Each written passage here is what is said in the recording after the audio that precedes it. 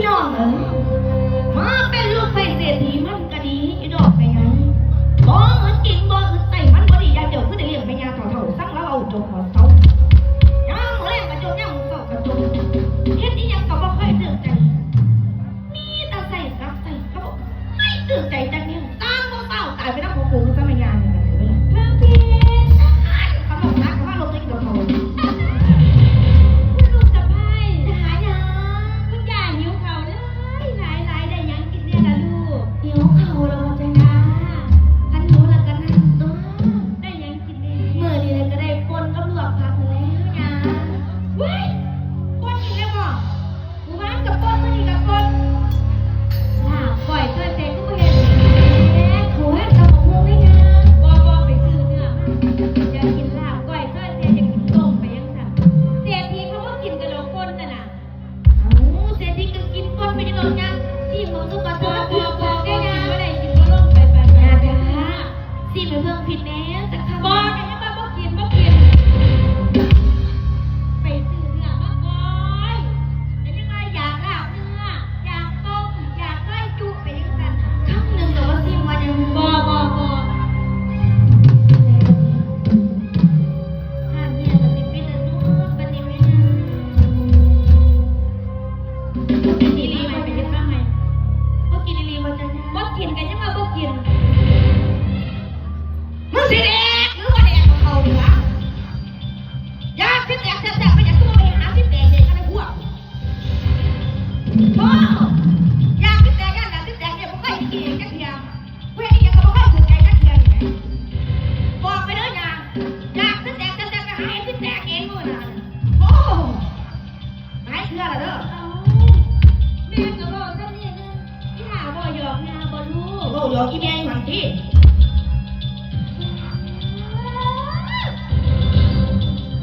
เกิดได้ใหญ่มากบ่เคยผู้ใดมาขึ้นเจงให้กูได้สิบอกโอ้นี่ล่ะผู้ใดเอาได้กูสิคืนน่ะคืนเองบ่แม่นกูสิคืนแต่คืนหรอกนะป้าสิโทษอีผีบ้าสันหากาต่อพวงกูร่างบ่ดูฉันอยากตายบ้าบ่เกิดจะพร้อมกันมันเลยภาษาเป็นลูกสะพังเจ๊งปานใดก็ร้องเฮ้ยมึงมาอาศัยเพิ่งอยู่ในบ้านหลังนี้ก็ดีแล้วให้พันเศร้ามาเป็นเมียลูกเจ้าหุ่นไรหน้าตัวทำบ่ได้มาทำงานหรือว่าเป็นคนใส่หรืออยากตายน้ำหัวเจ้ากันให้ร้องเล่าว่ากูที่สาวให้ตัวมึงมาให้ดังใจตัวอีเพิ่งผิดมึงน่ะอีงูผิดชัดๆแน่นอนอีผิดสว่างภาษาลูกสะใภ้กูใส่ลูกใส่กูป๋ามึงมาดิกูสิแต่งเรื่องให้มันอื่นกันได้เฮ้ย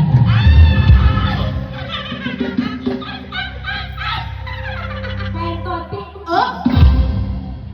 ไปบอกว่าในหลวงใต้เจ้าระวังจะเขาขอพระเลือกเอาบุญอะไรแต่เขาบอกเขาลงไอ้โน่นนั่งดูได้เดี๋ยวบ้านเรื่องกับแม่ขอยเรื่องว่าเอาอย่างนั้นเนี่ยที่แท้จริงเนี่ยมึงกับท่าแท้ให้กูเห็นแน่นอนเหรอเว้ย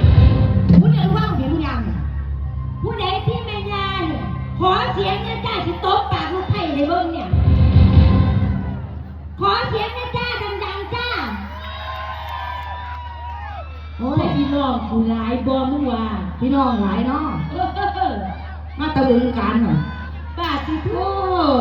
ปากดีแล้วมึงแน่นอนเลยมึงจะกินน้ำแดงจะสองเลยมั้ง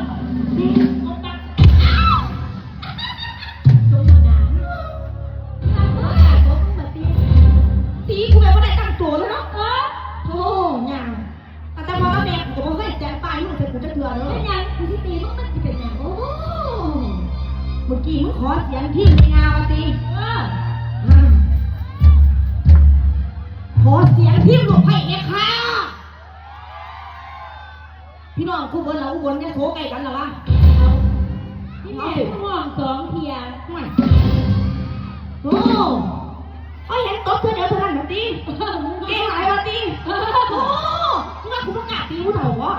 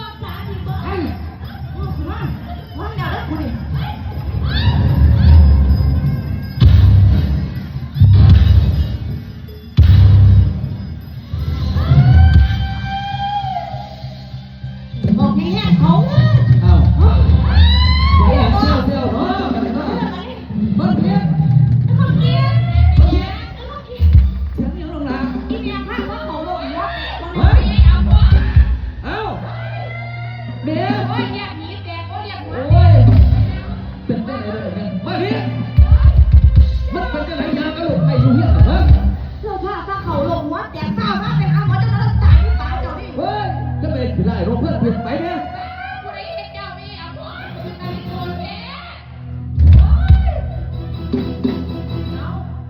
ผู้ใดละเทียนเล่าชูอีเพิ่งผิด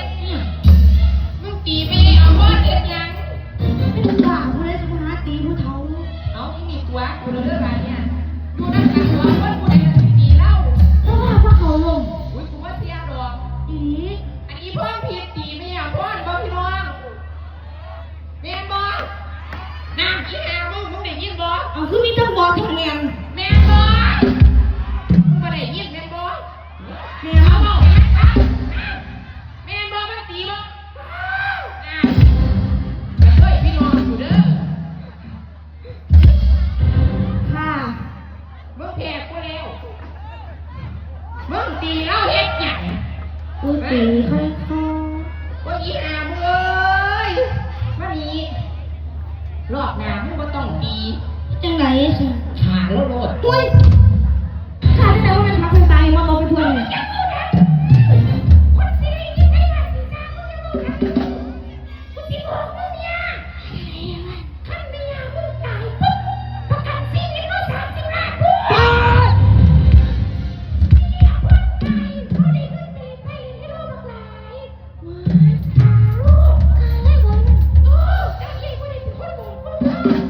ไม่บอกค่ะ